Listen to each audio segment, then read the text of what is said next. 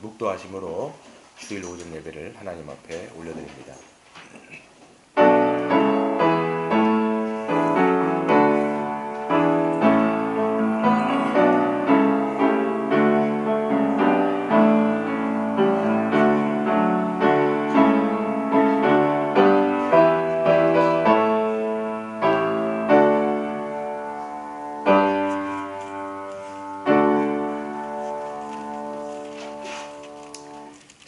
찬송가 338장입니다.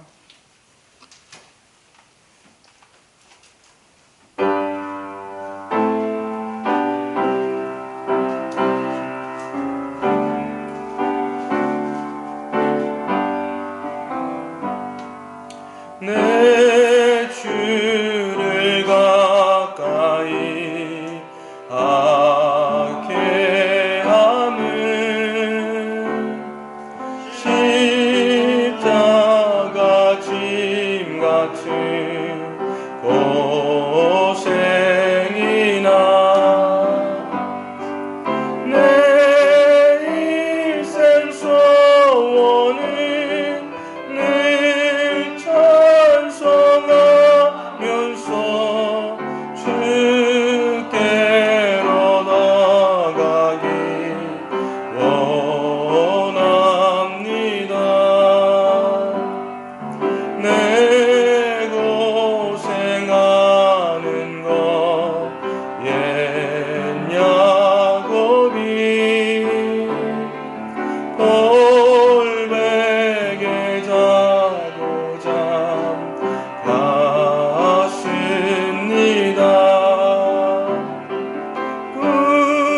꿈에도 소원이 늘 찬송하면서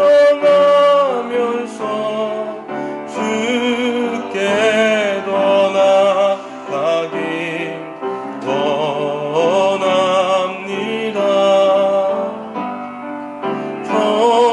천성에 가는 길 험하여도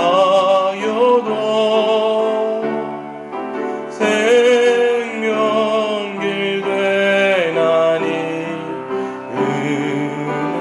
은혜로다. 천사 날 부르니 늘 찬송하면서 주께로 나가기 원합니다.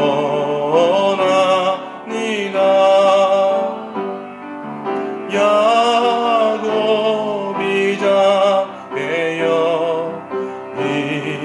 일어난 후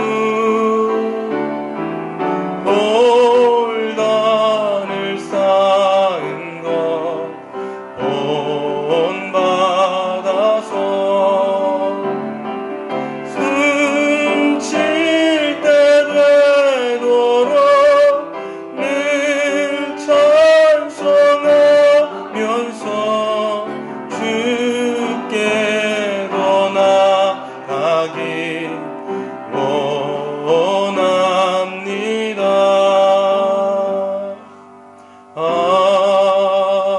아멘. 오늘은 하이델베르크 제16주일입니다.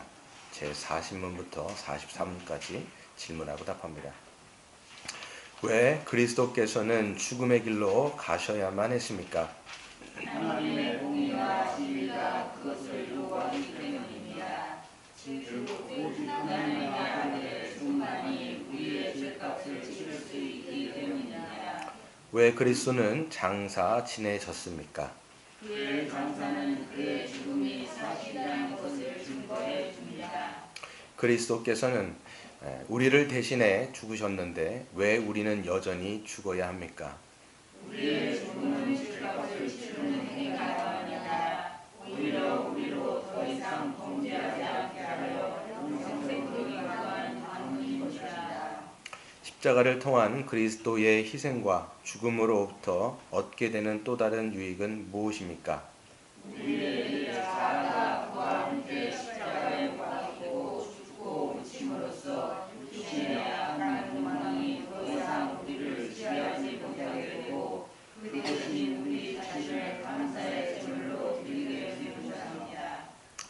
사도신경에서는 음부에 내려가셨다가 라는 구절이 덧붙여 있습니까?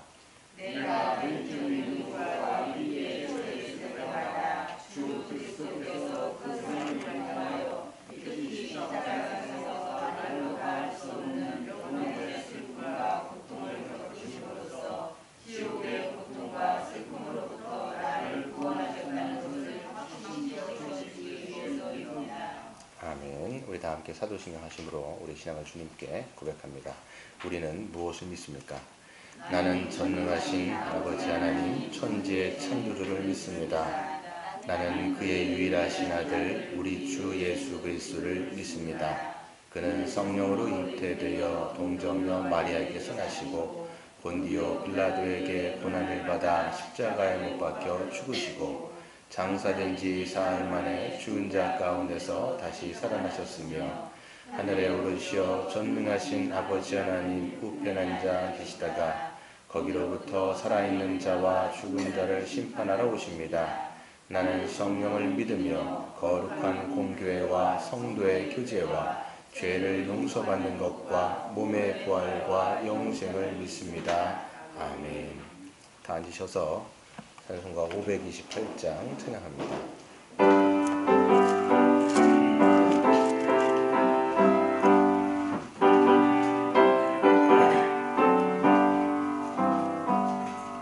예수가 우리를 부르는 소리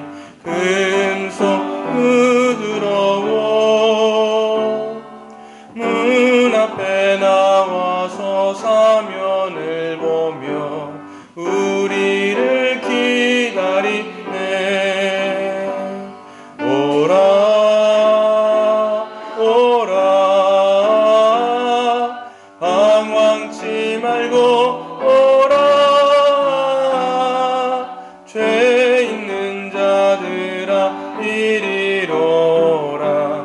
주 예수 앞에 오라. 간절히 오라고 부르실 때에 우리는 지체하랴. 주님의 은혜를 왜 아니 받고 못 들은 채 하려나. 오라 오라 방황치 말고 오라. 죄 있는 자들아 이리로 오라. 주 예수 앞에 오라. 세월이 살같이 빠르게 지나 쾌락이 끝이 나고 사망의 그늘이 너와 내 앞에 돌리며 가리우네. 오라 오라 방황치 말고 오라. 죄 있는 자들아 이리로 오라. 주 예수 앞에 오라.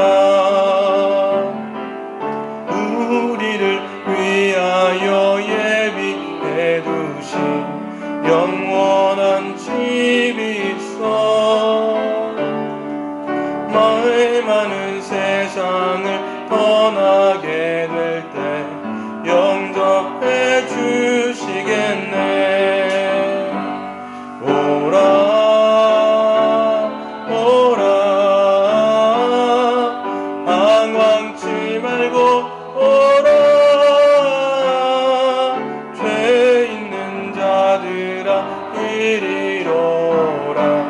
주 예수 앞에 오라. 아멘. 이 시간 한번 같이 기도하겠습니다. 죄 있는 자들아 이리로라 말씀하신 주님, 이 시간 주님의 정결한 샘에 나아가 우리가 믿음으로 우리의 이 무거진 때들을 씻기워내기를 원합니다. 이 이 시간 회개와 믿음으로 주님 앞에 나아가오니 하나님 예수 그리스도 안에서 우리가 다시 한번 씻김을 받고 확정되고 확정되어지는 마음으로 주님 앞에 우리가 또 다시 믿음으로 예배할 수 있는 주님의 사랑하는 자녀들 되게 하여 주옵소서. 기도하시고 또 우리 물대농산 교회를 위해서 기도합니다. 함께 모이기 어려운 이 시기에 또 그럼에도 불구하고 여러 가지 방법을 통해서 우리가 함께 모이기를 힘쓰고 있습니다. 주님, 성령께서 우리를 꽉 붙잡아 주셔서 주님께서 우리를 품에 안으시고 날마다 우리를 기억하신다고 말씀하신 주님, 우리가 성령의 은혜와 또 성령의 그 능력과 또 주께서 주시는 믿음으로 더 우리가 견고하게 세워지는 우리 물대농산 교회가 되게 하여 주옵소서. 우리가 말씀과 성령 안에서 더욱더 성장하고 영적인 성숙이 있는, 그래서 그리스도의 장성한 분량까지 모두가 함께 말씀 안에서 무럭무럭 자라갈 수 있는 그런 견고한 교회가 되게 해주시기를 기도하시고, 우리가 원래 4월 달에 있었을 우리 정예원 세우는 것이 6월로 또 미뤄졌습니다. 하지만 주님, 우리가 이 한 몸으로서 살아가기 위하여 우리가 애를 쓰고 있는데 이것이 잘 또 정착되어져서 또 성령 안에서 더 튼튼하고 더 견고한 주님의 몸된 교회가 되게 해달라고 이 시간 기도하시고, 또 우리 이 시기를 잘 극복하고 또 하나님의 회복과 치유가 이 땅 가운데, 이 한국 땅 가운데 또 열방 가운데 또 이것을 통하여 그리스도의 영광이 드러날 수 있는 그런 귀한 기회가 되어질 수 있게 해달라고 이 시간 합심하여 기도하도록 하겠습니다. 사랑하는 아버지 하나님, 감사합니다. 이 시간 간절히 기도하는 것은 주님의 성령의 능력과 역사하심을 따라서 이 시간 믿음으로 주님 앞에 나아가기를 원합니다. 하나님, 이곳 가운데 모여있는 주의 백성들이 있습니다. 하나님, 회개하고 믿음으로 주님 앞에 나아갈 때 성령 하나님, 우리를 주님의 정결한 피로 주님 우리를 씻겨주셔서 다시 한번 새롭게 되어지고 다시 한번 정결케 되어지는 그런 은혜의 역사가, 믿음의 역사가 있게 하여 주시옵소서. 주님, 사랑하는 주님, 이 시간 주님 앞에 무릎 꿇고 주님 앞에 나아가는 심령들이 있습니다. 하나님, 한 명 한 명 주님께서 친히 그 심령을 굳게 하여 주시고 그 심지를 견고하게 하여 주셔서 때를 따라 돕는 그리스도의 은혜가 우리의 심령 가운데, 우리 물대농산 교회 가운데 하나님께 하여 주옵소서. 성령으로 말미암아 하나님의 사랑이 우리 심령에 물붓듯 부어질 때에 여호와 하나님을 찾게 하여 주시고 일어나 빛을 발하는 우리의 모든 사랑하는 성도들 되게 하여 주시옵소서. 하나님, 우리가 아버지 말씀과 성령 가운데 더 견고하여지고 더 말씀으로 충만한 교회가 되기를 원합니다. 아버지 하나님, 우리가 정의원 제도를 우리가 세울 때에 아버지 하나님, 이 모든 것이 그냥 흐트러지는 것이 아니라 다시 한번 우리가 이 마음을 다잡고 아버지 하나님, 이것이 그냥 제도적인 제도가 아니라 하나님의 영광을 위하여서 죄 몸된 교회를 더 온전하게 세우기 위한 하나님의 그런 은혜의 방편으로 작용할 수 있도록 우리 하나님 인도하여 주옵소서. 살아있는 교회, 능력 있는 교회, 믿음 있는 교회, 생명이 넘치는 교회가 될 수 있도록 우리 하나님 역사하여 주옵소서. 그리하여 우리가 그냥 아버지 하나님 흘러가는 대로 신앙생활하는 것이 아니라 정말 주님 앞에 우리의 마음을 드리고 우리의 뜻을 드리며 우리의 생각을 드려서 하나님 앞에 온전하게 예배드릴 수 있는 그런 참된 예배자가 모여있는 아버지 하나님의 교회가 될 수 있도록 역사하여 주옵소서. 그리하여 시간이 지날수록 하나님 더욱더 온전한 교회가 되기를 원합니다. 건강한 교회가 되기를 원합니다. 살아 숨쉬는 교회가 되게 하여 주옵소서. 성장하는 교회가 되게 하여 주옵소서. 하나님, 모두가 그리스도의 말씀을 통하여서 성숙할 수 있는 그런 주의 몸된 교회가 될 수 있도록 역사 주관하여 주시옵소서. 하나님, 이 시기를 잘 아버지 하나님 주께서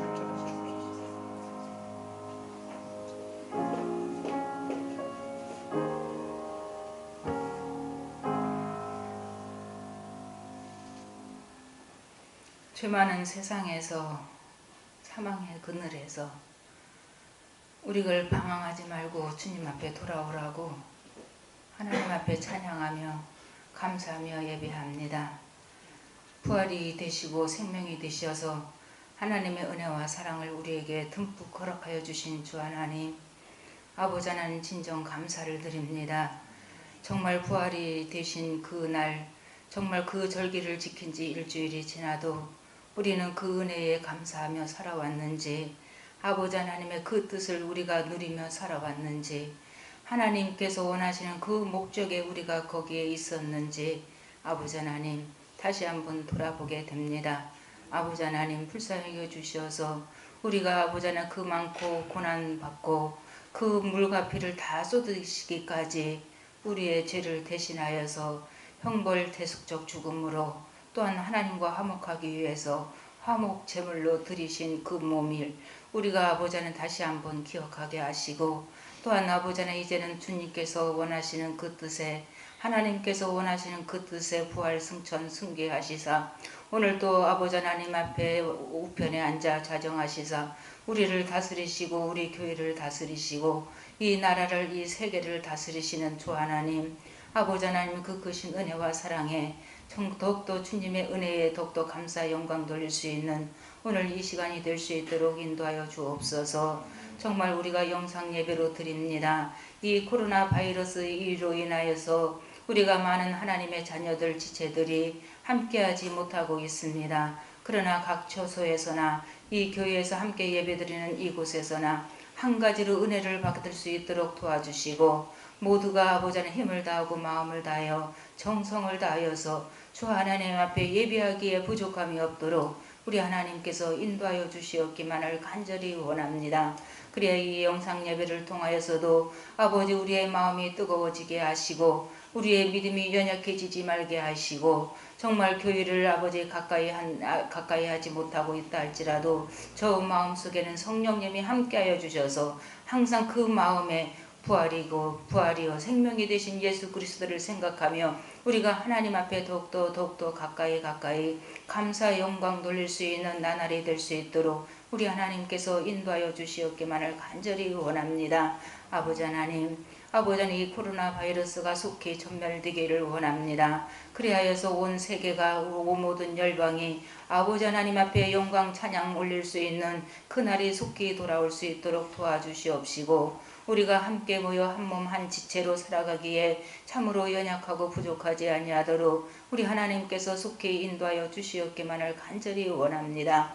정말 우리의 인간의 힘으로는 아무것도 할 수도 없고 우리의 인간의 힘으로는 아버지 하나님 한계가 있으나 우리 하나님 영원하신 아버지 하나님 한이 없으신 무한하신 아버지 하나님의 그 능력을 이번 교회를 통하여서 정말 많은 아버지 하나님 죽어가는 영혼들이 세상에서 방황하지 말고 하나님 앞에 돌아올 수 있는 귀한 계기가 될 수 있도록 우리 하나님께서 역사하여 주옵소서. 이 시간에도 아버지 하나님 귀한 말씀을 통하여서 아버지 하나님의 말씀을 주실진데 우리 담임 목사님 날마다 우리 하나님의 자녀들을 양육하기 위해서 애쓰고 수고하는 가운데 있습니다. 귀한 말씀을 아버지 날마다 아버지 안에 상고하며 연구하며 정말 하나님의 그 뜻을 이루기 위해서 아버지 하나님의 귀한 말씀의 영역을 더 넓히게 도와주셔서 아버지 하나님 날마다 강건한 마음으로 날마다 연약하지 아니하고 권능을 허락하여 주셔서 주님의 그 귀한 말씀 선포될 수 있도록 우리 하나님께서 인도하여 주옵소서. 아버지 하나님 각 처소에서 드리는 예배자나 또한 오늘 성도의 아버지 교제를 나누는 이 예시 시간 하나님 앞에 예배드리는 자나 한 가지로 은혜 받고 한 몸으로 한 지체로 살아가기에 아버지 하나님 이기고 나갈 수 있는 모든 성령의 인도자가 될 수 있도록 믿음의 자녀들이 다 될 수 있도록 우리 하나님께서 인도하여 주옵소서. 정말 그리하여서 우리가 말씀을 먹고 살아갈 때에 세상에 살면서 적용하며 살기를 원합니다. 아버지 하나님의 말씀을 먹고 우리가 사용하지 아니하면은 썩어질 수밖에 없으니 아버지 하나님 도와주셔서 우리가 살아있는 아버지 하나님 생명력 있는 귀한 말씀으로 살아갈 수 있도록 우리 하나님께서 인도하여 주옵소서. 그리하여서 우리의 마음도 튼튼하고 우리의 심령도 튼튼하고 우리의 육신도 튼튼하고 정말 하나님의 은혜 가운데 잘 아버지 자라날 수 있는 우리 모든 성도들이 다 될 수 있도록 인도하여 주옵소서. 오늘도 귀한 말씀 우리 하나님께서 인도하여 주실 줄 믿습니다. 모두가 한 마음으로 우리가 아버지 하나님 앞에 영광 돌릴 수 있는 귀한 시간 될 수 있도록 인도하여 주실 줄 믿사옵고 감사를 드리며 예수님의 이름으로 기도하옵나이다. 아멘.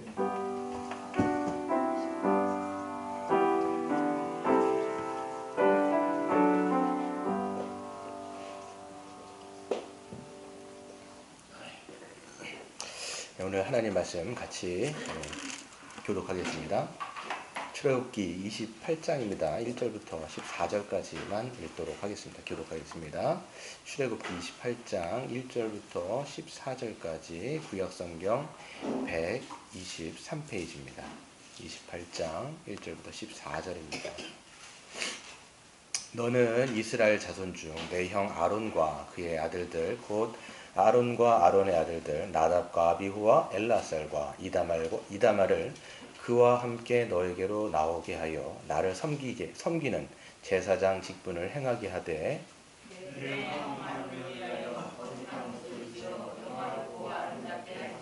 너는 물은 마음에 지혜 있는 모든 자 곧 내가 지혜로운 영으로 채운 자들에게 말하여 아론의 옷을 지어 그를 거룩하게 하여 내게 제사장 직분을 행하게 하라. 그들이 지혜로운 여호와니 곧 율법과 도가와 소수와 만족하리라. 그들이 내 형 아론과 그 아들들을 위하여 거룩한 것이요 아론이 내게 제사장 직분을 행하게 하라. 그들이 쓸 것은 금실과 청색, 자색, 홍색실과 가늘게 꼰 배실이니라. 그들이 금실과 청색, 자색, 홍색실과 가늘게 비닐로 성전에서 그것에 어깨바지 둘을 달아 그 두 끝을 이어지게 하고 에봇에는 이는 에봇 장목으로 금실과 청색, 자색, 홍색과 가늘게 꼰 배실이라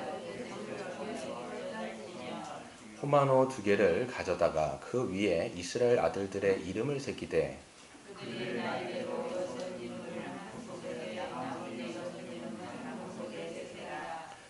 보석을 새기는 자가 도장에 새김같이 너는 이스라엘 아들들의 이름을 그 두 보석에 새겨 금테를 물리고 그 두 보석을 에봇의 두 어깨바지에 붙여 이스라엘 아들들의 기념 보석을 삼되 아론이 여호와께서 그들의 이름을 그 두 어깨에 메어서 기념이 되게 할지며 너는 금으로 테를 만들고 순금으로 노끈처럼 두 사슬을 닦고 그 따은 사슬을 그 테에 달지니라. 아멘.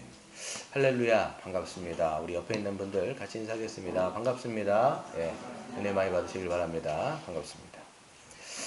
예, 저희 오늘은 이제 대제사장의 옷에 대해서 함께 또 본문을 좀 나누고자 합니다. 우리가 이제 출애굽기 사건, 출애굽을 이제 거의 끝까지 가게 되는데요. 출애굽은 뒤에는 대부분 이야기가 성막 얘기예요. 그래서 우리가 출애굽하면 이제 하나님이 그 애굽에서 건져내신 사건 이 정도만 생각이 나는데 그거보다 훨씬 중요한 게 하나님이 율법을 주신 사건이에요. 율법을 주시고 그들과 언약을 맺으시고 너는 내 백성이다. 내가 너희의 하나님이 되고 너희는 내 백성이 될 것이다. 이게 언약을 맺을 뿐만 아니라 그 다음에 왕이 자정하셔서 그들과 함께 동거할 수 있는, 그러니까 그들과 함께 거하실 수 있는, 임마누엘 하실 수 있는 성막의 설계도를 이제 주신 사건.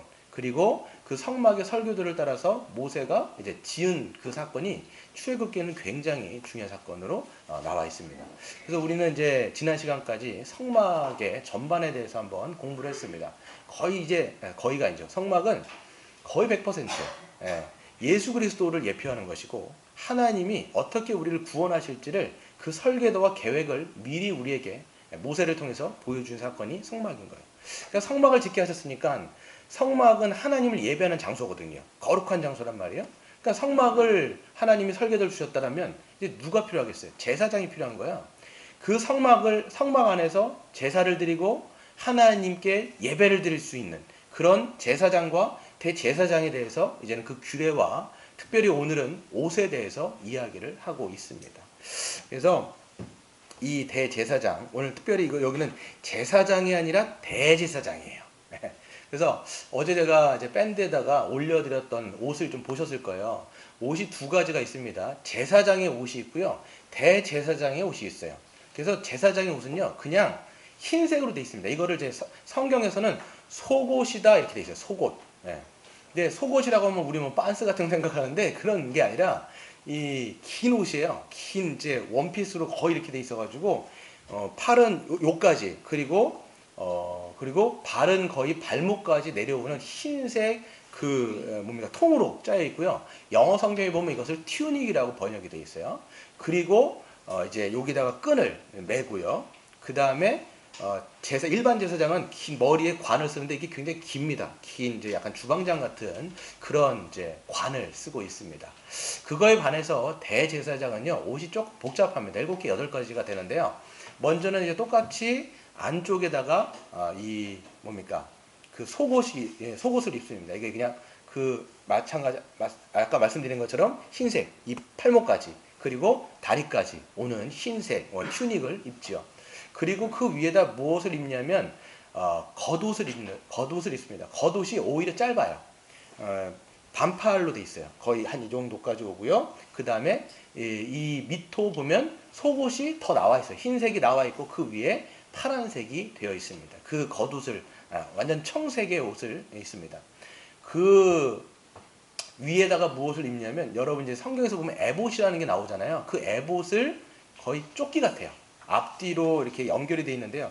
여기서 보면 앞이 있고 뒤가 있고 이게 견장처럼 끈으로 이렇게 연결되어 있어요. 그 위에 이제 호마노라고 하는 보석이 양 어깨에 견장처럼 박혀 있습니다. 그 호마노에는 6개씩 이스라엘 백성들의 이름이 이스라엘 지파의 루벤이라든지 그 사람들의 이름이 6개씩 여기에 도장 새기는 것처럼 새겨져 있습니다. 그게 에봇이에요. 그리고 에봇 앞에 정사각형 모양으로 해서 이제 좀 다 자세히 나중에 더 설명을 해드릴 텐데 정사각형으로 해가지고 여기 이제 판결 흉패라고 해갖고 이렇게 딱 붙습니다. 이 판결 흉패가 2장의 천으로 되어 있는 건데 이걸 정사각형으로 붙어 있는데 그 앞에 12개의 보석들이 맞물려 있어요. 12개. 그러니까 3개, 그러니까 3줄, 4개. 그러니까 3개씩 4줄로 12개. 그러니까 이 보석에는 그 이스라엘 백성들의 한 사람 한 사람의 이름이 박혀 있는 거예요. 루벤부터 시작해갖고 그 나이 순서대로 쭉 박혀 있습니다. 그리고 그 보석에는 금으로 여기서 보면 금으로 맞물려 있어요. 여기도 호마노도 금으로 맞물려 있고 보석 하나하나가 다 금태로 맞물려 있는 것을 보게 되죠. 거기 안에 뭐가 들어가느냐? 여러분이 알고 있는 우림과 둠밈이라고 하는 그 판결할 때 쓰는 흉패가 요 안에 들어가게 됩니다. 그리고 마찬가지로 위에다가 관을 써요. 관은 일반 제사장의 관하고 약간 다릅니다. 이거는 조금 짧아요. 짧은데 뭉뚝하게 되어 있고 더 중요한 것은 뭐냐면 대제사장의 이마에 이 순금으로 되어 있는 패가 여기 딱 붙어 있습니다. 그리고 거기에 뭐라고 써 있냐면 여호와께 성결이라고 뭐 한글로 안 써 있겠죠. 히브리어로 모르게 써 있겠죠. 그렇게 적혀 있습니다. 그게 대제사장의 옷인데 오늘은 그 대제사장의 옷이 의미하고 있는 것들을 하나하나 좀 살펴보면서 우리 한번 적용 한번 해보겠습니다. 오늘 첫 번째 나오는 거는요. 이제 6절부터 에봇이 나옵니다. 속옷부터 나오는 것이 아니라 에봇부터 나와요. 에봇은 어떻게 만들어져 있느냐라고 보게 되어지면 그 실로 만들어지는데 여기서 금색 실, 청색, 자색, 홍색, 백색 실로 만들어집니다. 여러분 성막을 만들 때는 금실이 없었죠. 그런데 대제사장의 옷에는요 금실이 들어가요. 금색 실이 금을 굉장히 뭔가 얇게 만들어갖고 그걸 실로 만들었겠죠. 그런 금색 실이 들어갑니다. 그것을 정교하게 직조하여서 만든 것이 이제 에봇이죠. 그래서 에봇은 아까 조끼와 같다라고 생각하면 되고요. 양 어깨 위에 이제 앞이 있고 뒤가 있고 견장처럼 되어 있고 거기에는 호마노가 붙어 있습니다. 말씀드린 것처럼 이제 호마노 위에는 이제 6명의 이름이 각각의 견장 위에 붙어 있어요. 그리고 중요한 구절이 있는데요. 12절을요. 한번 같이 읽어볼까요? 시작. 그 두 보석을 에봇의 두 어깨바지에 붙여 이스라엘 아들들의 기념 보석을 삼되 아론이 여호와 앞에서 그들의 이름을 그 두 어깨에 메워서 기념이 되게 할지며 너는 금으로 그 태를 두르라 이렇게 말씀하고 있죠. 그래서 딱 보면요. 대제사장이 항상 하나님의 성소에서 사역을 할 때 이스라엘 지파의 그 이름을 어깨에 지고 다니는 거예요. 그러니까 이게 계속 짊어지고 다니는 거예요. 성소에 다닐 때 그러면 하나님 뭐라고 말씀하시냐면 내가 이것을 보고 너희들의 이름을 기억할게 이렇게 얘기하는 거예요. 여기서는 기념하라라고 되어 있는데 다른 타번역이라든지 이 번역본을 보면 기억하신다라는 거예요. 하나님이 기억하신다라는 거예요. 근데 거기다가 금태까지 물려 있는 거죠. 보석에. 뿐만 아니라 아까도 말씀드린 것처럼 판결흉패, 요 이게 정사각형에 보면 판결흉패는요 보석들이 하나씩 붙어 있어요. 하나씩.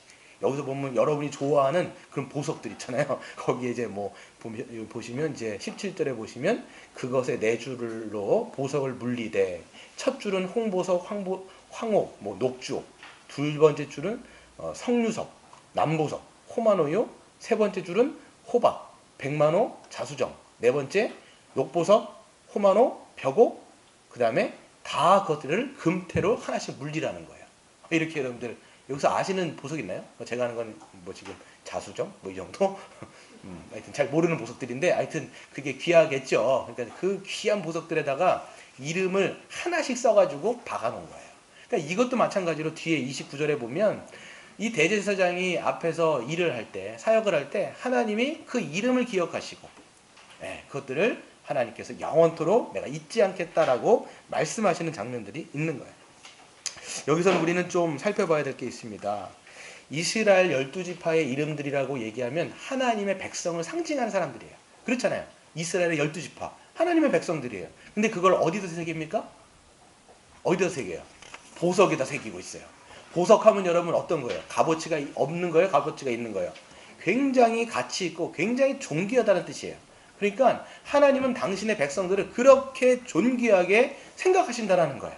근데 그거를요 여러분이 스티커로 붙이는 게 아니에요. 보석 위에다가 스티커를 이렇게 하고 판박이로 막 씌운 게 아니라 어떻게 새기라고 한 거예요? 도장을 파듯이 거기다가 각인을 시켜가지고 거기다가 이름을 새기라는 거예요. 그럼 뭘 뜻할까요?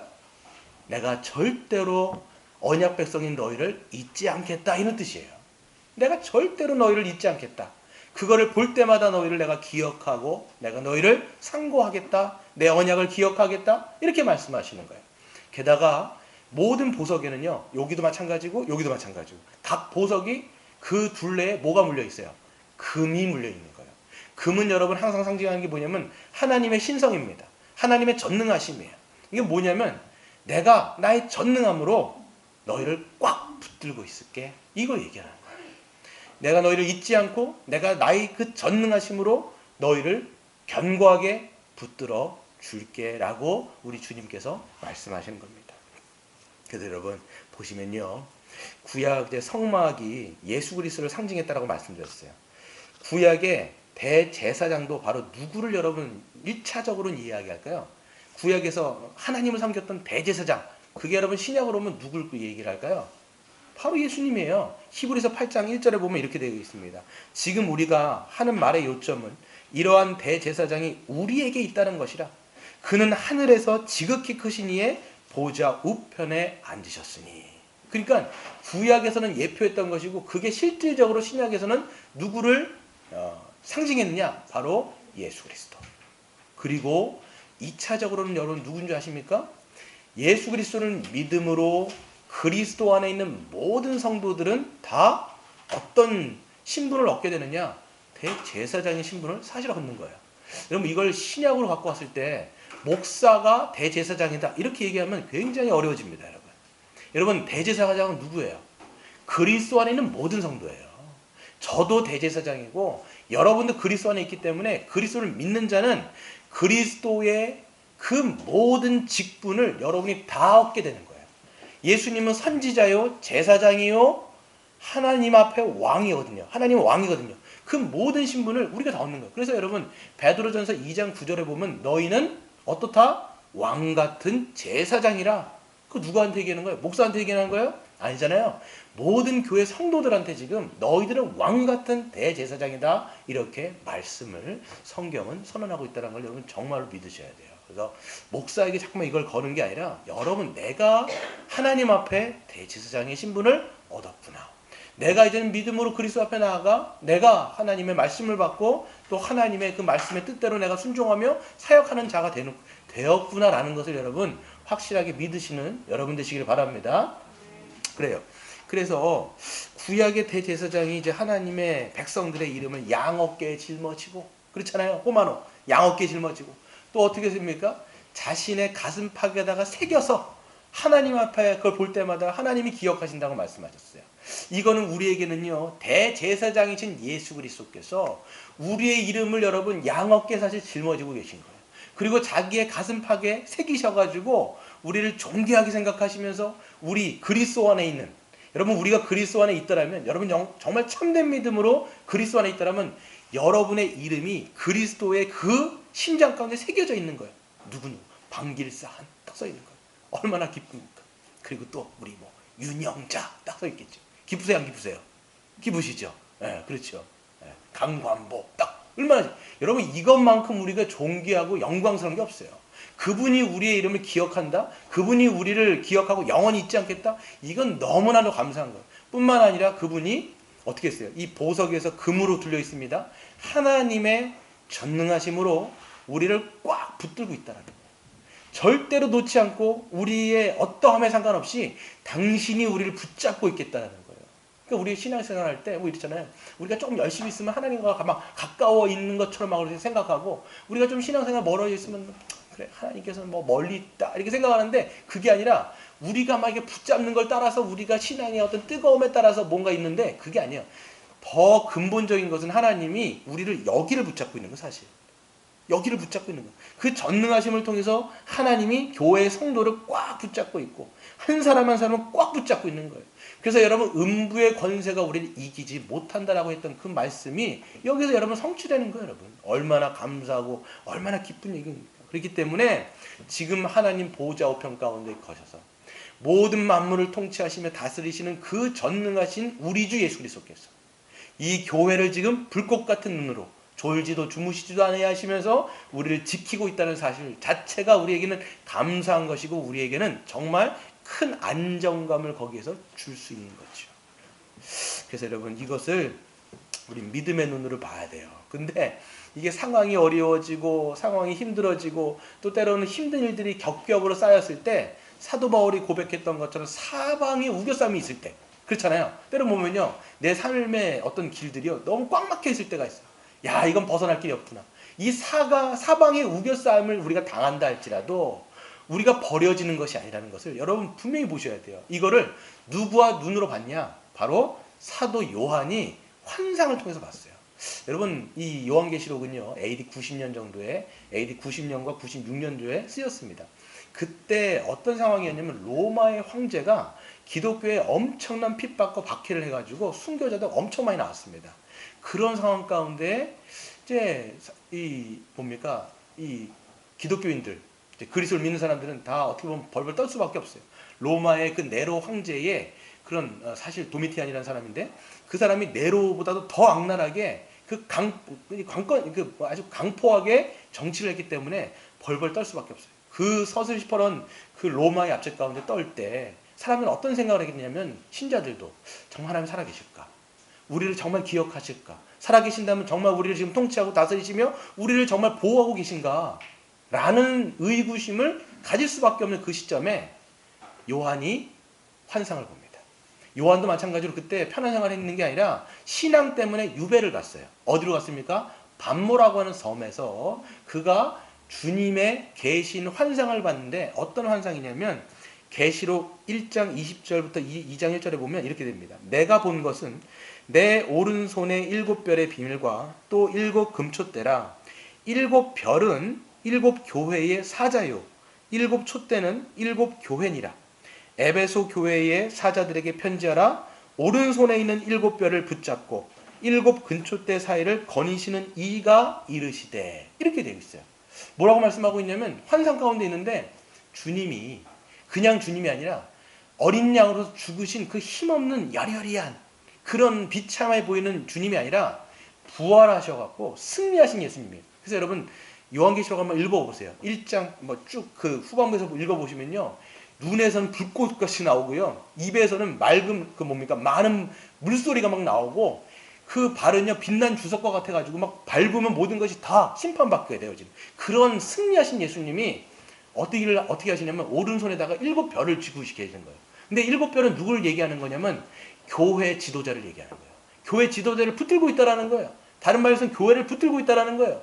근데 그 빛난 그 주석, 그러니까 발에 끌리는 그 이 대제사장의 옷을 입고 다니시는 그분이 어디 사이를 다니시냐면 금초대 사이를 다니시는 거예요. 금초대가 상징하는 게 뭡니까? 교회예요. 교회를 다니시면서 그 주님이 붙들고 있다라는 것을 눈에는 안 보니까 요한이라든지 모든 신자들은요 겁났을 거 아니에요. 근데 만약에 영안이 확 열렸을 땐 봤을 거예요. 아, 주님이 정말 붙들고 있구나. 주님이 지금 이 모든 사이를 다니시면서 꽉 그 전능하심으로 우리를 붙잡아서 보호하고 계시는구나 라는 것들을 알았겠죠.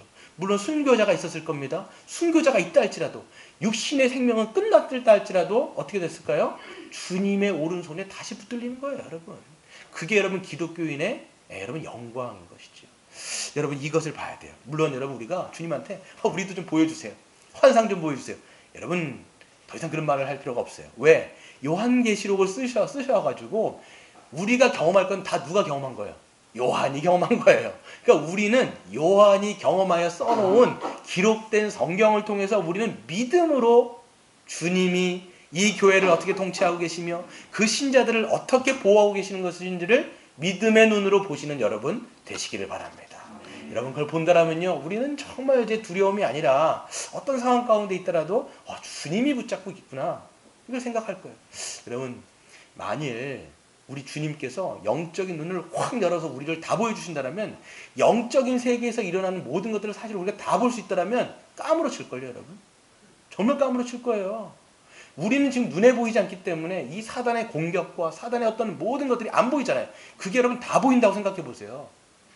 그럼 우리는 약간 어떻게 미칠 수도 있어요. 근데 지금 보이지 않는 주님의 손이 그걸 다 치시고 다 가리시면서 그걸 지금 보호하고 있다는 거.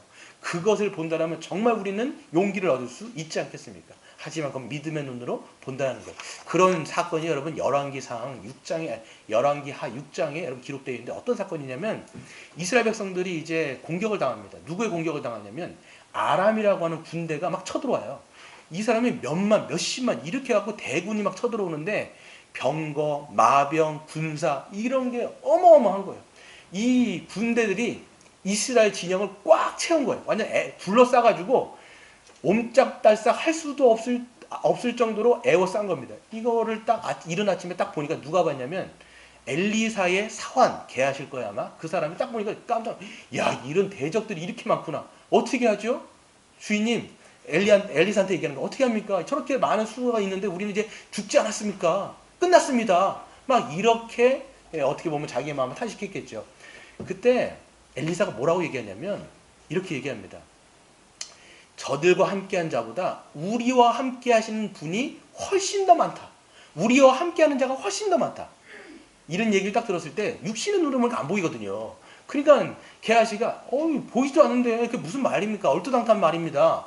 이런 말은 못 했겠죠. 엘리사한테. 그런 눈빛으로 했을 때 엘리사가 하나님께 이런 기도를 합니다. 주님, 저 청년의 눈을 좀 열어서 보여주십시오.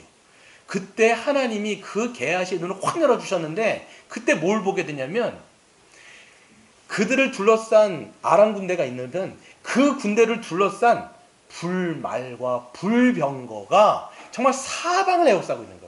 그게 육신의 눈으로는 보이지 않는데 영적인 눈이 열리니까 불말과 불병거 그들이 데리고 있는 것은 그냥 마병과 번거였다면 하나님이 천군천사를 통해서 보호하고 계신 건 누구였습니까? 불말과 불병거가 그들을 지켜 보호하고 있다는 사실. 이거 여러분 우리가 영적인 눈이 열리면 사실 이걸 볼 때 우리는 거기서 용기를 얻을 수 있는 것이죠. 주님께서 우리를 기억하시고 금태를 두르셔가지고 전능하심으로 우리를 붙잡고 있는 것처럼 그 붙잡으신 주님을 좀 기억하시는 여러분 되시기를 바랍니다. 두 번째로 대제사장은요 에봇 위에다가 이제 뭐를 입었냐면 판결 흉패를 그 사람들이 붙였습니다. 이거 정사각형이라고 말씀드렸고요. 이것도 마찬가지로 금실, 청, 자색, 홍색, 백색실 이렇게 하고 짜가지고 직조한 천이에요. 한 뼘이라고 했으니까 이 정도예요. 이 정도. 그리고 이 정도 정사각형을 붙었겠죠. 그리고 거기에다가 보석이 하나씩 있고요. 그 보석마다 이제 금태가 맞물렸습니다. 중요한 것은요. 아까 다 말씀드렸는데 여기서 더 중요한 게 이 판결 흉패 이름이 뭐예요? 판결 흉패예요. 판결을 할 수 있는 흉패가 여기 안에 들어있습니다. 뭐가 들어있어요? 우림과 둠림. 여러분 우림이라는 뜻이 뭘까요? 우림. 제 아는 목사님의 이름이기도 한데 걔가 무슨 이우림일까 그럴 거예요 아마. 아무튼 그 우림이라는 뜻이 뭐냐면 빛이라는 뜻입니다. 그리고 둠밈이라는 뜻은 뭐냐면 완전하다 이런 뜻이에요. 그러니까 요거를 가지고 뭐 했냐 보면 대제사장들은 항상 이것을 소지해야 돼요. 휴대를 하고 하나님의 뜻을 여쭙는 데 쓰는 게 우림과 둠밈이었습니다. 어떨 때 백성들의 시비가 붙었을 때 누가 옳고 그른지, 그리고 전쟁을 나갈 때 공격해야 될지 말지, 하나님 나갈까요 말까요, 이런 거 물을 때 쓸 때, 그리고 누군가 죄를 지었어요. 그 범죄한 자를 색출해낼 때, 여러분 누가 생각나세요? 아간이라는 사람 생각나시죠? 아간이 범죄했을 때 누군지 몰라요. 근데 어떻게 정확하게 우림과 둠밈이 어떻게 사용됐는지는 정확하게 성경에 기록은 안 돼 있어요. 근데 주석 같은 데 보면 이게 가와 불을 결정하는 거라고 얘기합니다. 그래서 가불을 물을 때 아마도 그렇게 썼을 것이다 라고 성경이 주석들은 이제 이야기하고 있습니다. 마찬가지로 이 대제사장은요, 하나님께 뜻을 묻고 그 뜻에 순종하는 자였습니다. 마찬가지로 신약의 대제사장은 누구입니까? 예수 그리스도이지만 예수 그리스도 안에 있는 누구라고 말씀드렸어요? 신자인 저 여러분이라고 말씀드렸습니다. 그렇기 때문에 우리는 어떤 사람이냐? 주님의 뜻을 묻고 그 뜻에 순종하는 자가 바로 신자예요. 구약에서는 우림과 둠밈으로 하나님의 뜻을 알았다면 신약에 우리에게는 무엇이 주어졌을까요? 우리도 지금도 여러분 우림과 둠밈 있습니까? 구약도요, 여러분 구약 끝나기 전에 이미 선지자들이 나왔을 때 우림과 둠밈은 사실 폐하여졌어요. 우리에게는 더 정확한, 더 명확한 하나님의 뜻을 알 수 있는 그 계시가 주어졌는데 그게 뭘까요? 성경이죠. 그렇죠. 하나님의 계시의 말씀, 성경이 무엇보다도 명확하고 무엇보다도 확실한 계시의 말씀이 이렇게 딱 주어진 거예요. 여러분 이걸 사도 베드로가요, 어떻게 성경에 대해서 설명을 해주냐면요, 베드로전서 1장 그 17절에, 베드로후서 1장 17절인데요, 거기 뭐라고 돼 있냐면 이렇게 돼 있어요. 베드로가 어떤 거를 강렬하게 경험을 하냐면 마가복음 9장에 변화산 사건을 여러분 기억하실 거예요. 변화산. 그러니까 이름 자체가 변화산이에요. 그 예수님이 누구를 데리고 가냐면 야고보, 요한, 베드로 이렇게 세 명의 애제자를 데리고 가는데 거기서 엄청난 광경을 봅니다. 예수님이 거기서 영광스럽게 변하시는 거예요. 마가는 뭐라고 얘기하냐면 빨래하는 사람이 이것보다도 더 희게 할 수 없을 정도로 희어졌다, 옷이. 저는 이제 마가가 직업이 뭐 세탁소 주인인가, 뭐 야가 왜 이런 비유를 들까? 이런 비유를 들까 모르는데 하여튼 마태복음에서는 정말 형용할 수 없는 찬란한 빛이 예수님을 휩싼 거예요. 하나님이, 그 예수님이 그렇게 영광스럽게 변해서 누구랑 얘기를 하시냐면 구약에 있는 모세, 구약에 있는 엘리야, 그리고 구약의 선지자인 누구죠? 한 명 더 있었는데 기억이 안 나네. 하여튼 그렇게 세 명하고 이렇게 이야기를 하시는 거예요. 그러니까 너무 황홀한 광경을 베드로가 보니까 베드로가 뭐라고 얘기냐면 주님, 여기가 좋사오니 여기서 초막 셋을 짓고 하나는 누구 이렇게 사는 게 좋겠습니다. 이렇게 얘기하는데 그게요, 마가복음에 보면 뭐라고 돼 있냐면 그도 너무 무서워가지고 자기가 하는 말을 모르는 거예요. 여러분 너무 무서울 때 막 얘기하잖아요. 그냥 이게 막 뚫린 입이라고 막 얘기하는 거지. 그게 막 얘기를 하는 거예요. 자기도 뭐라고 말하는지도 모르면서 막 얘기를 하는 거죠. 그때 영광스러운 구름이 이렇게 그들을 덮더니 하늘에서 소리가 납니다. 이는 내 사랑하는 아들이라 너희는 그의 말을 들어라. 이런 음성을 들어요. 그런 엄청난 간증을 베드로후서, 베드로가 썼을 거 아니에요. 베드로후서 1장 17절에 기록을 하면서 이렇게 얘기합니다. 지극히 큰 영광 중에서 이러한 소리가 그에게 나기를 이는 내 사랑하는 아들이요 내 기뻐하는 자라 하실 때에 그가 하나님 아버지께 존귀와 영광을 받으셨느니라. 이 소리는 우리가 그와 함께 거룩한 산에 있을 때에 하늘로부터 난 것을 들은 것이라. 더 중요한 건 뭐냐면 또 우리에게는 더 확실한 예언이 있어. 어두운 데를 비추는 등불과 같으니 날이 새어 샛별이 너희의 마음이 떠오르기까지 너희가 이것을 주의하는 것이 옳으니라. 먼저 할 것은 성경의 모든 예언은 사사로이 풀 것이 아니라. 이렇게 말씀하면서 자기가 엄청난 경험을 했음에도 불구하고 그것보다도 더 확실하고 분명한 계시의 말씀이 있으니 그게 뭐라는 거예요? 성경이라고 지금 증언을 하고 있는 것이지요.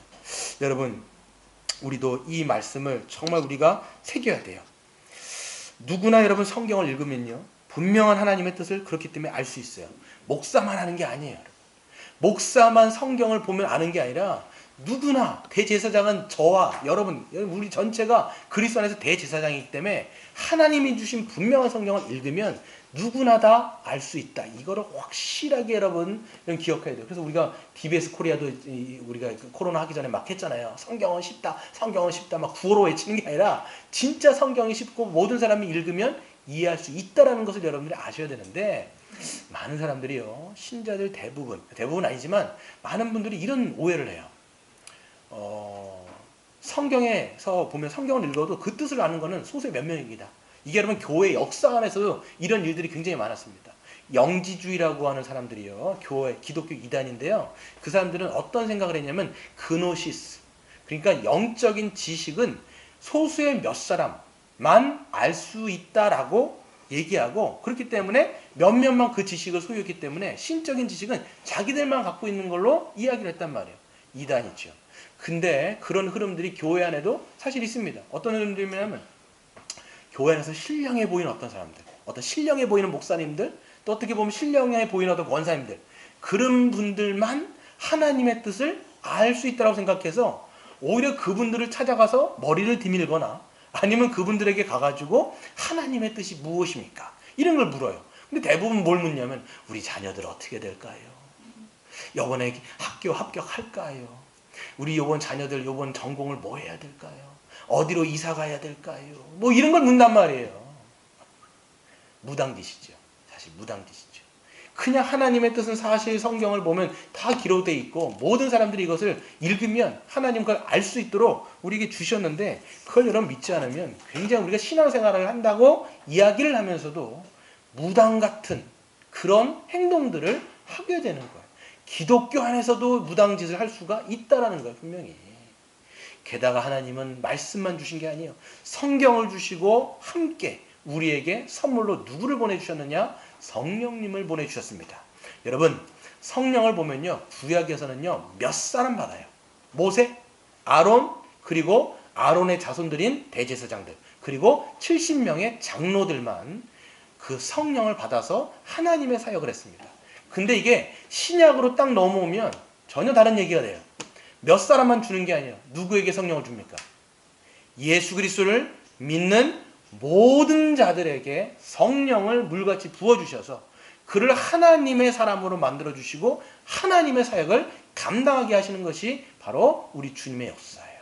그러니까 여러분이 예수 그리스도를 여러분의 주로 참되게 여러분 믿는다면 여러분 성령 받았어요? 안 받았어요? 성령 받는 거예요.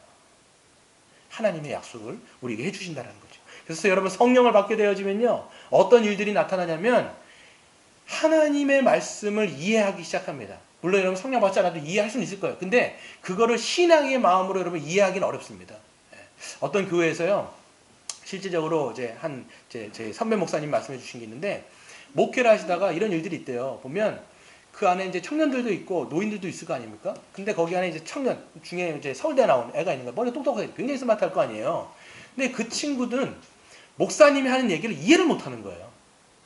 전혀 이해를 못 하는 거예요.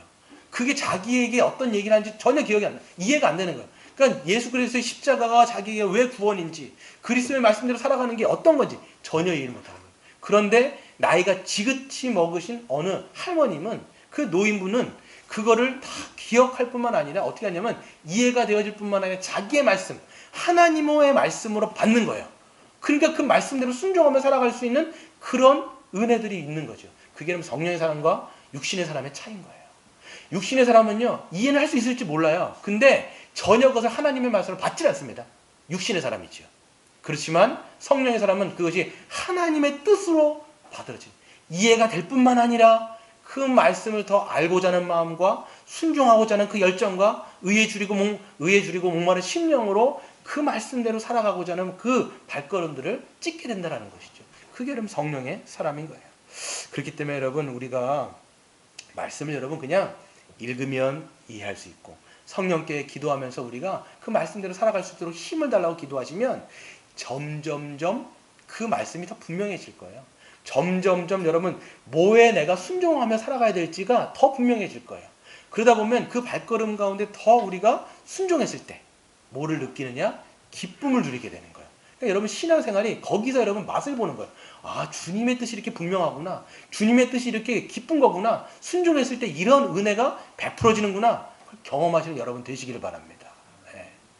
그래서 여러분 이게 개인적으로 안 되니까 누가 있는 거냐면 그래서 교회가 있는 것 같아요. 있는 것 같아요가 아니라 있는 거예요. 그래서 공동체가 필요한 거예요. 스스로 안 되잖아요, 지금. 잘 안 되시죠?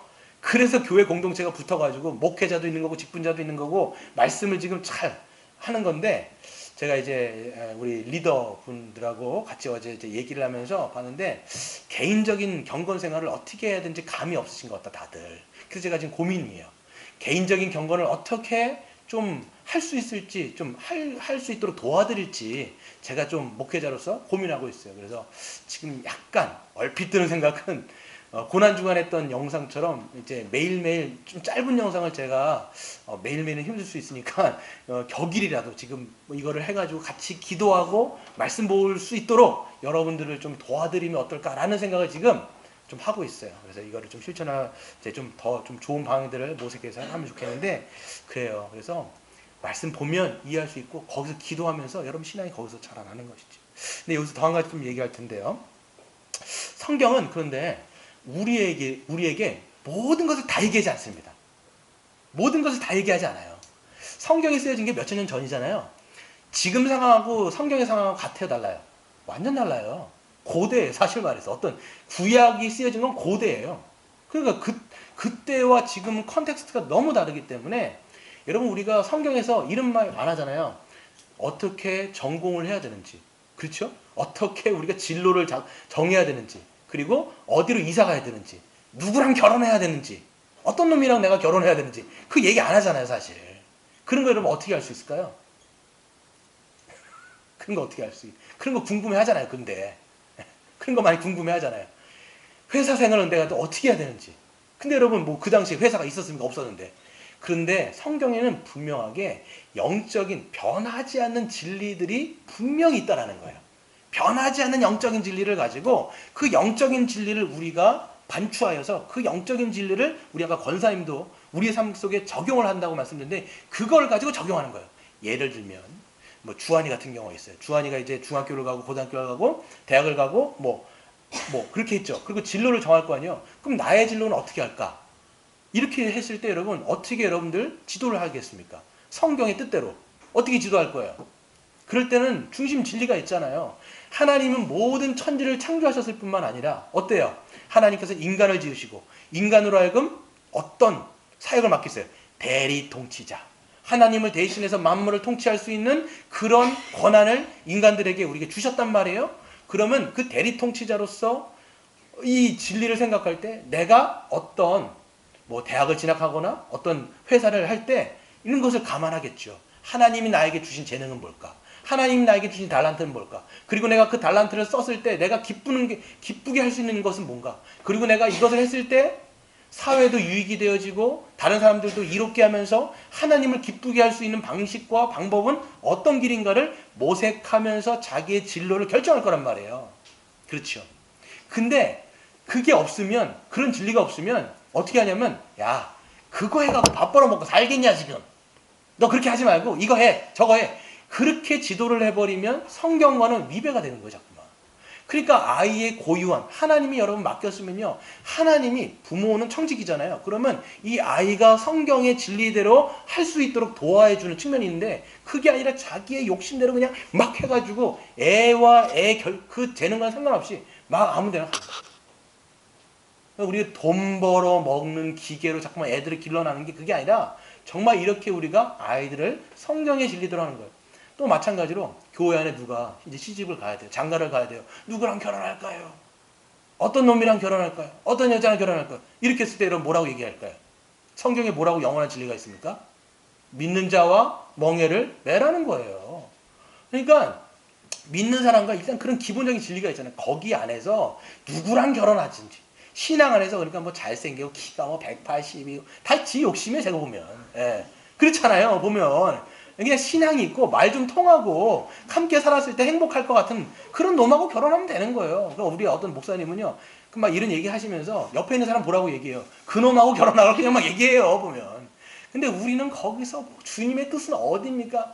근데 보면 주님의 뜻을 구하면서 다 자기 욕심을 180이 돼야 되고 의사가 돼야 되고 판사가 돼야 하고 뭐 하여튼 장의사가 돼야 되고 하여튼 뭐 그런 거 해가지고 사자를 엄청 그렇게 해갖고 주님의 뜻을 발견하는 게 아니라는 거예요.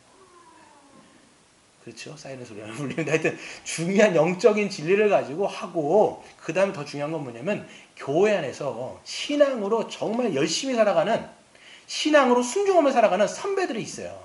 그러면 그 교회 안은요 그런 선배들이 샘플이 되는 거예요. 그럼 진로를 결정하는 사람들은요 앞에 그렇게 믿음으로 결정하고 믿음으로 순종해서 가는 선배들이 있거든요. 그런 사람들에게 조언을 구하면요 그런 사람들이 노하우가 있어요. 그런 사람들에겐 지혜가 있단 말이에요. 그런 사람들이 주어지는 지혜를 가지고 아 이렇게 내가 이 진로를 결정하면 되겠구나. 또 결혼할 때도 마찬가지예요. 신앙 안에서 결혼해서 신앙 안에서 정말 주님을 위하여 섬기며 살아가는 가정들이 있을 거란 말이에요. 그런 가정들에게 가고 물어볼 때 지혜를 받을 수가 있는 거예요. 목회할 때도 마찬가지예요. 보면 아주 그렇게 열심히 어떻게 보면 믿음으로 성경적인 원리대로 하시는 분들의 이야기 입을 한번 탁 열어서 얘기하면요 지혜가 쏟아져요. 정말로. 근데 그게 아니라 사람들만 막 긁어 모으려고 했던 목사님들의 이야기를 들어보면 하찮아요. 제가 보면 영적인 진리가 없어요. 그리고 그냥 어떻게 해서든지 그냥 편법도 써가지고 뭐 이렇게 지혜가 없는 거예요.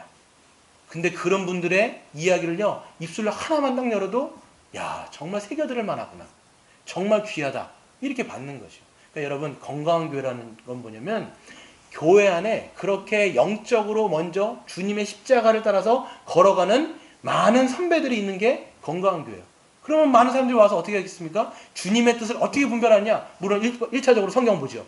2차적으로는 어떻게 돼요? 그런 선배들의 조언을 얻으면서 함께 다 어디로 가게 되느냐? 가장 앞에 누가 서 있을까요? 예수 그리스도.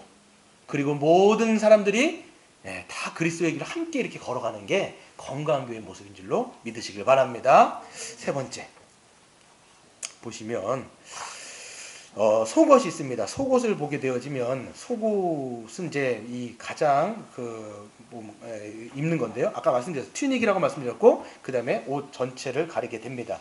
이게 겉옷보다도 뭐죠?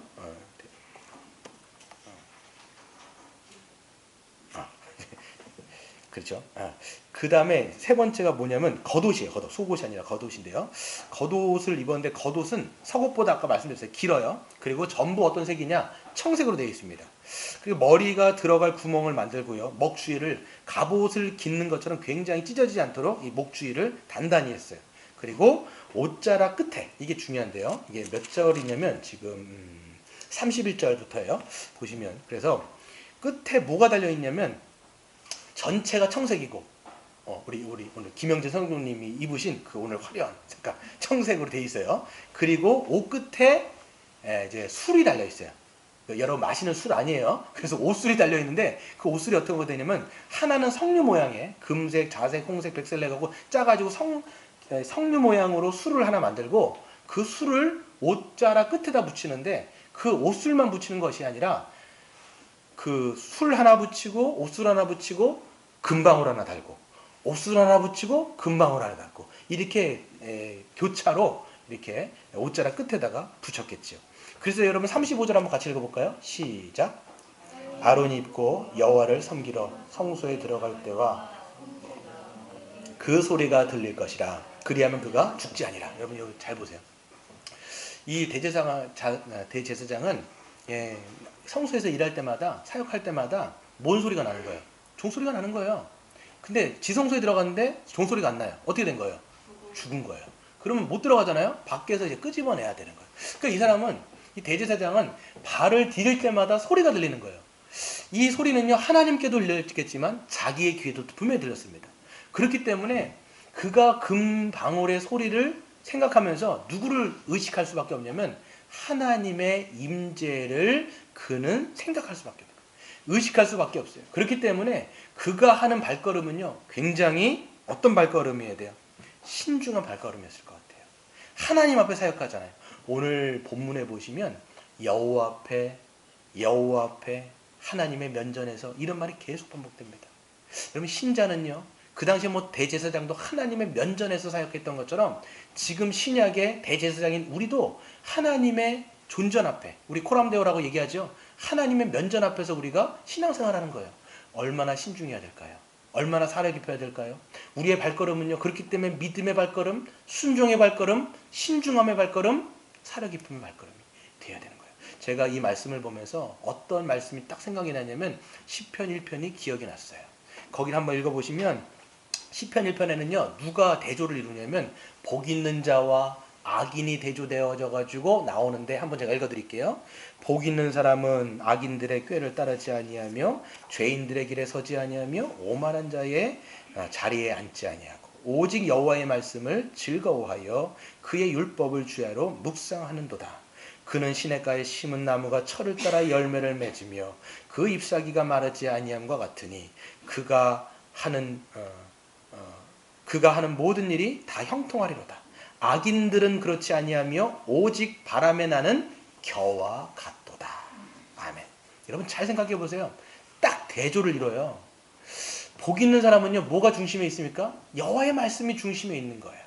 그 여호와의 말씀을 따라서 주변을 살핍니다. 주위를 둘러보는 거예요. 주의 깊습니다. 사력이 심사숙고하면서 여기서 보세요. 악인들의 꾀를 쫓지 않으면 악인들의 그 자리에 앉지 않으려고 주의 깊게 살펴보는 거예요. 심사숙고하는 거예요. 그러니까 굉장히 신중하게 발걸음을 뗄 수밖에 없어요. 대제사장처럼 뗄 수밖에 없어요. 왜? 뭐가 있으니까? 하나님의 말씀이 중심에 있습니다. 근데 악인들은 어떻습니까? 바람에 나는 겨와 같다. 여러분 여기서 보면 악인들이라고 했을 때 막 악인, 이런 악인이 아니에요. 보면 여기서 악인은 어떤 거냐면 하나님의 말씀이 없어요. 하나님의 말씀 중심이 없으니까 이게 왔다 갔다 하는 거예요. 하루에도 12번씩 마음이 바뀌면서 이게 길이 정처가 없는 거예요. 신중하지 않죠. 부주의하지요. 그러다 보니까 그 부주의함이 바람에 나는 겨와 같다는 거예요. 바람에 나는 겨. 이런 바람에 나는 겨가 어떻습니까? 이걸 치면요 이게 막 사방으로 다 튀어버려요. 이게 바람에 나는 겨예요. 악인들의 모습이 그렇다라는 겁니다. 여러분 여기서 신중함이라는 것은 신자는요 신중하고 사려 깊은 태도가 굉장히 중요한데요. 여기서 사려 깊다라고 얘기하는 것은 어떤 문제를 깊이 생각하는 것과 연관이 있어요. 사려 깊다. 에베소서 5장 15절에 보시면 그런즉 너희가 어떻게 행할지를 자세히 주의하여 보라 이렇게 돼 있어요. 자세히 주의하여 보라는 거예요. 생각하라는 거예요. 하나님의 말씀을 놓고 좀 생각해 보라는 거예요. 그래서 지혜 없는 자같이 하지 말고 지혜 있는 자같이 하라는 거예요. 그래서 여러분 성도는요 문제를 어떤 결정하고 생각할 때 하나님의 말씀의 원리를 따라 깊이 좀 생각하고 신중한 태도를 취해야 된다는 거예요. 그게 여러분 대제사장이 여러분 금방울 달고 걸었을 때의 모습인 거예요. 함부로 움직였을까요? 아니에요. 신중하게 어떤 것들을 발자국을 걸었을 거란 말이에요. 그러니까 여러분 우리는요 그냥 어떻게 생각해야 되느냐? 그냥 우리는 자기의 가지고 있는 경험과 지식을 토대로 생각하는 경향이 굉장히 큽니다. 그러니까 하나님의 말씀이 여러분 중심에 있어서 그거를 가지고 생각하는 걸 뭐라고 얘기하냐면 기독교에서는 묵상이라고 얘기하는 거예요. 그러니까 여러분이 생각할 재료가 여러분 안에 있어야 돼요. 먼저는. 그러니까 그거를 묵상하면서 내 어떤 길들을 생각할 때 그거를 가지고 이렇게도 생각해보고 저렇게 생각 그 말씀의 원리를 따라서 정말 이게 하나님이 기뻐하시는 건가? 이게 기뻐하시지 않는 건가? 이게 죄인가? 아닌가? 이거를 하면 내 공동체 유익이 되는가? 이것을 통해서 내 정말 주님 앞에 내 삶을 드릴 수 있는가? 이렇게 여러분 신중하게 생각하고 발걸음을 떼는 거예요. 이게 여러분 신중함이라는 거예요. 신중함. 그렇게 되어졌을 때 건축가가 여러분 설계도를 따라서 집을 만드는 것처럼 차근차근 하나씩 쌓아 올릴 수 있습니다. 그렇기 때문에 여러분 차근차근 여러분 말씀을 중심으로 어떤 일을 생각하다 보면요 삶의 목적이 생겨요. 삶의 목적을 이루기 위해서 목표들이 생깁니다. 여러분 목표와 목적은 달라요. 목적은 궁극적인 것이고 그 궁극적인 목적을 이루기 위해서는 목표가 필요한 거예요. 그러니까 그런 것들을 하나님 말씀을 통해서 하나하나씩 쌓아 올리다 보면 이럴 때 어떤 일들이 있냐면 어려운 일들이 있다 할지라도 굵은 길이 있기 때문에 휘둘리지 않아요. 그렇기 때문에 뭐라고 되어 있냐면 시냇가에 심긴 나무가 철을 따라 열매를 맺는 거예요. 왜? 뿌리가 어디 박혀 있냐면 말씀에 박혀 있기 때문에 휘둘리지가 않아요. 그러니까 철을 따라 열매를 맺게 됩니다. 그런데 말씀에 중심이 없어버리면 휘둘려요. 하루에도 12번씩 생각이 바뀌어요. 그러면서 여러분 감정이 다 튀어버립니다. 그러면 어떻게 행동을 하냐면 신중한 발걸음이 아니라는 거예요. 어떻게 해요? 가고 싶은 대로 가는 거예요. 피하게 될 땐 피하게 되고 이렇게 가고 이렇게 가는 거예요. 그러니까 자기 마음대로 걷다 보면 주님의 뜻이 여기는데 그거를 자꾸만 거슬러 갈 수밖에 없는 그런 신중하지 못한 발걸음을 우리가 내디딜 수밖에 없다라는 것을 보게 되는 것이지요. 여러분, 그러니까 우리가 할 때는 신중한 태도가 굉장히 중요합니다. 저는 오늘 이 말씀을 생각해 볼 때 정말 이 신중한 태도, 그러니까 여러분 생각하는 힘을 길러야 되겠다. 1차적으로는 하나님 말씀을 우리가 담아서 그 말씀을 가지고 묵상할 수 있는 힘, 여러분 생각하는 힘이거든요. 생각하는 힘을 길렀을 때, 그래서 신중한 태도를 우리가 한 발짝 한 발짝 내들었을 때 하나님의 은혜를 더 받을 수 있어요. 오히려 여러분 신중하지 않잖아요? 부주의하게 됩니다. 여러분 부주의는요, 죄는 아니지만 이 부주의함은 하나님 앞에 죄로 갈 수 있는 발판을 만드는 거 확실해요. 그래서 웨스트민스터 그 소유리문답에 보면 부주의함을 경계라고 얘기합니다. 부주의는요, 자꾸만 하나님의 은혜를 까먹는 거예요.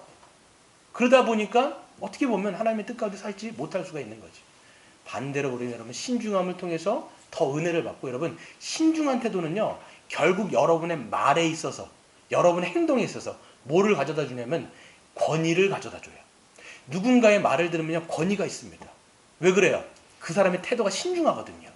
그 사람의 그 신중함을 통해서 하나님은 은혜를 베풀어 주시고, 그 은혜를 베풀어 주시는 걸 통해서 그 사람의 권위를 갖게 하시는 거예요. 그러니까 여러분 목사라든지 장로라든지 집사라든지 이런 사람들은 오히려 어떻게 되는, 어떤 태도가 있어야 되면 신중한 태도가, 그래서 디모데전서 3장에 보시면 목사도 그렇고요, 장로도 그렇고 집사도 그렇고 그 조건에 뭐가 있어요? 신중한 자여야 된다는 거예요. 왜?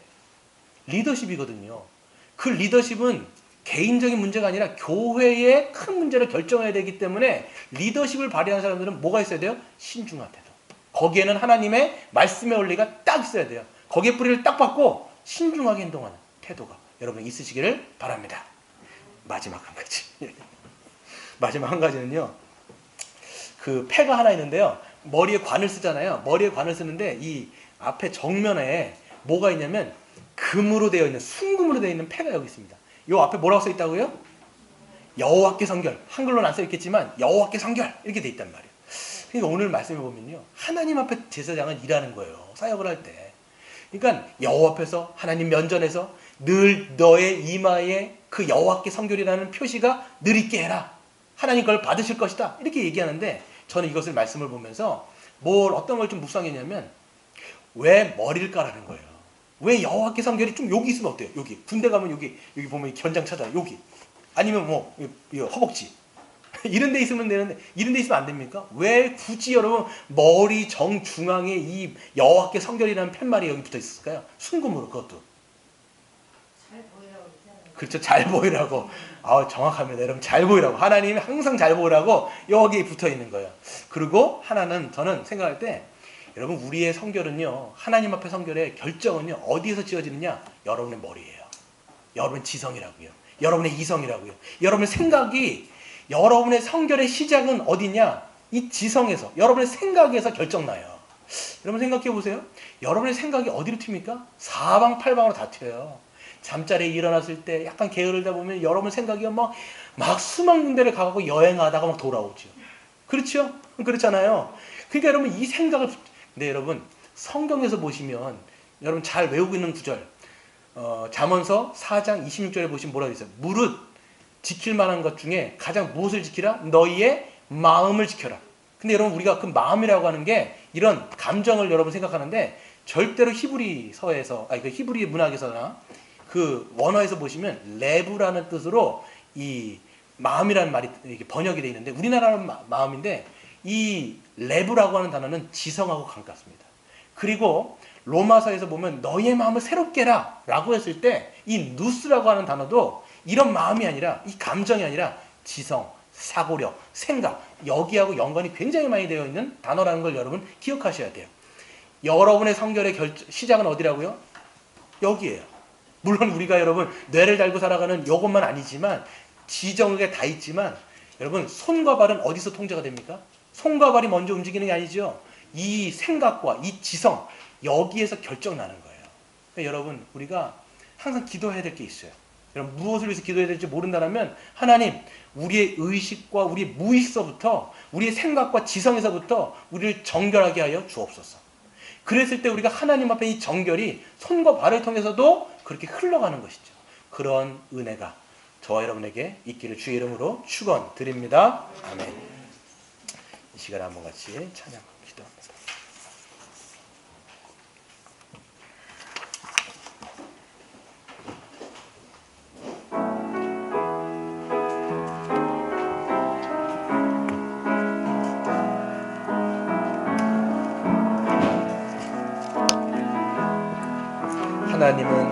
하나님은 너를 지키시는 자 너의 우편에 그늘 되시니 낮의 해와 밤의 달도 너를 해치 못하리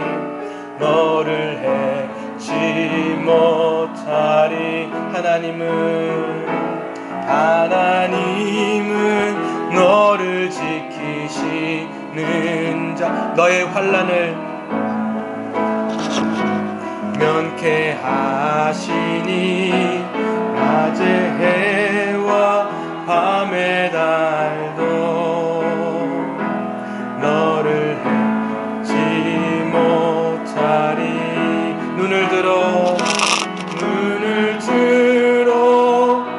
산을 보아라 너의 도움 어디서 오나 천지 지으신 너를 만드신 여호와께로다 눈을 들어 산을 보아라 너의 도움 어디서 오나 천지 지으신 너를 만드신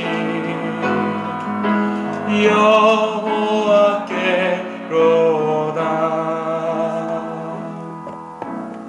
이 시간 한번 같이 기도하겠습니다. 오늘 말씀 생각해 보세요. 에봇과 흉패에는 하나님의 백성들의 이름이 각인되어 있습니다. 하나님은 우리의 이름을 가슴에 품으시고 또 어깨에 짊어지시면서 우리를 감찰하시고 계십니다. 사방에 애썸이 있다 할지라도 기억하세요. 하나님 잊지 아니하신다는 것. 모든 어떤 것으로부터 우리를 전능하심으로 우리를 붙들고 있다는 사실을 기억하시고 두 번째로 우리는 판결, 흉패 안에 있는 우린과 두려움을 봅니다. 하나님은 그것보다 더 분명한 계시의 말씀을 우리에게 주셨습니다.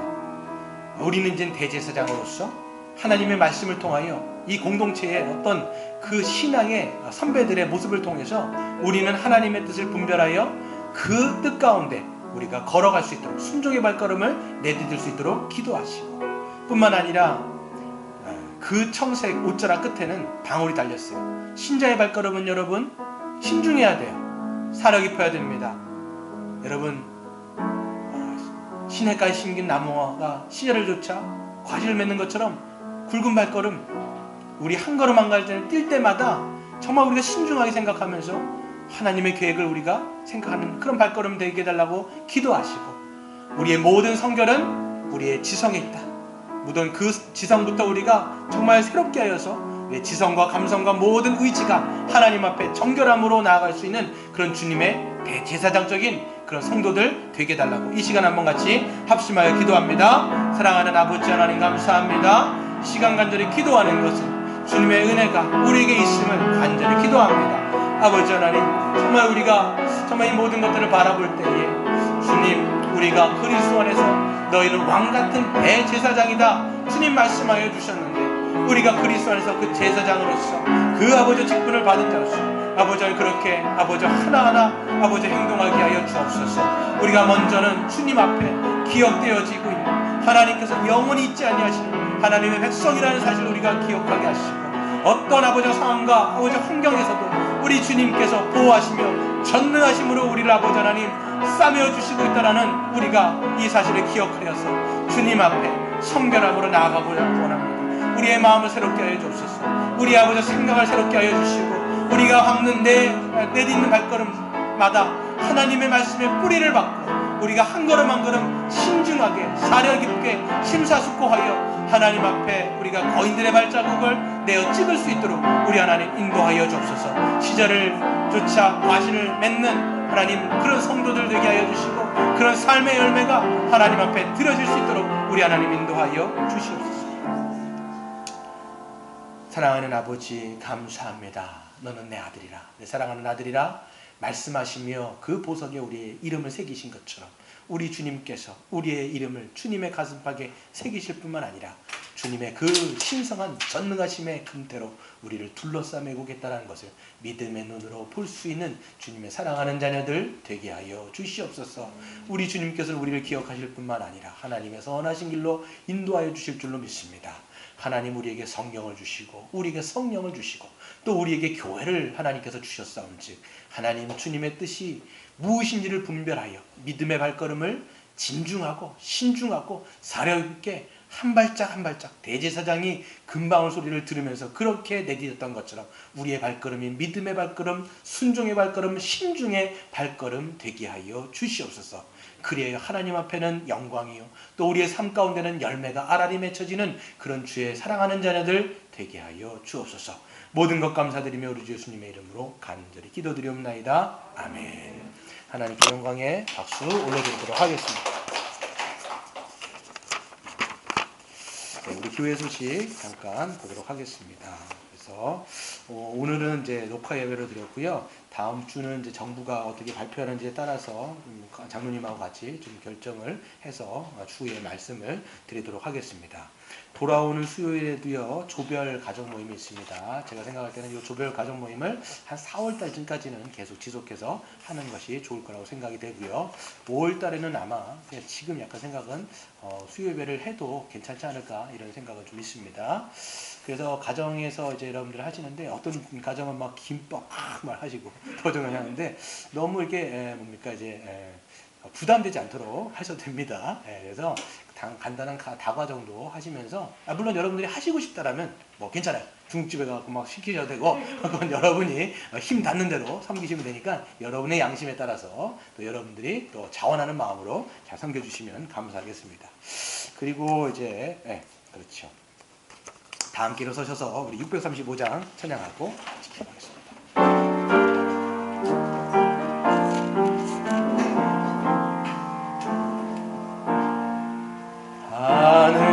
하늘에 계신 아버지 이름 거룩하사 주님 나라 임하시고 뜻이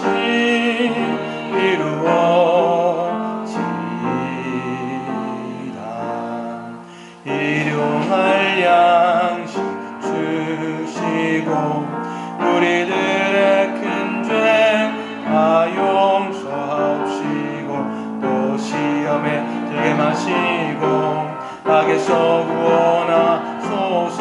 내게 주의 나라 주의 권세 주의 영광 영원히 아멘.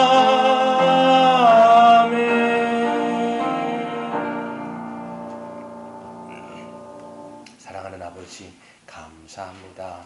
아버지 하나님 주님 앞에 예배하게 하시고 또 주의 말씀을 통하여 우리의 심령을 새롭게 하여 주시고 또 한 주간도 살아가면서 주의 말씀 하나님의 생명의 떡을 기억하며 살아가는 우리 모든 성도들 되게 하여 주옵소서. 하나님 나오지 못하는 우리 성도들도 있습니다. 또 이 힘든 시간 가운데 또 기저질환이라든지 몸에 육신의 연약한 가운데 있는 우리 성도들이 있습니다. 하나님의 그 보호하심과 하나님의 붙드심이 있을 수 있도록 주께서 역사하여 주시옵소서. 치유의 광선을 발하여 주셔서 회복의 은혜가 모든 가정 가운데 있게 하여 주옵소서. 또 마음이 어려운 자들이 있습니다. 낙심하여 있는 자들이 있습니다. 두려워하며 불안 가운데 있는 자들이 있습니다. 하나님 믿음을 주시고 우리의 영안을 여셔서 우리 주님께서 전능하신 주님께서 싸매고 계시는 생명 싸기로 싸매고 있다는 사실을 믿을 수 있는 그런 은혜가 우리 사랑하는 성도들에게 있게 하여 주시옵소서. 주님 앞에 드린 이 물질을 주께서 기뻐 받아주시고 하나님 나라가 확증되는 데 사용하여 주시고 또 아버지 하나님 드린 손길들이 있습니다. 기억하여 주셔서 또 30배, 60배, 100배 수많은 그 체험의 역사가 모든 가정 가운데 있게 하여 주셔서 함께 나누고 베풀고 하는데 부족함이 없도록 주께서 인도하여 주시옵소서. 우리 주 예수 그리스도의 은혜와 하나님 아버지의 무한하신 사랑과 성령 하나님의 내주교통 충만하심의 역사가 우리를 그리스도 안에서 대제사장 삼으신 걸 우리가 믿고 우리가 어떻게 주님 앞에 성결하게 살아가야 될지를 날마다 고민하고 기도하며 숙고하는 그런 사랑하는 모든 사랑하는 성도들 머리 위에 이제로부터 영원까지 함께 있을지어다. 아멘.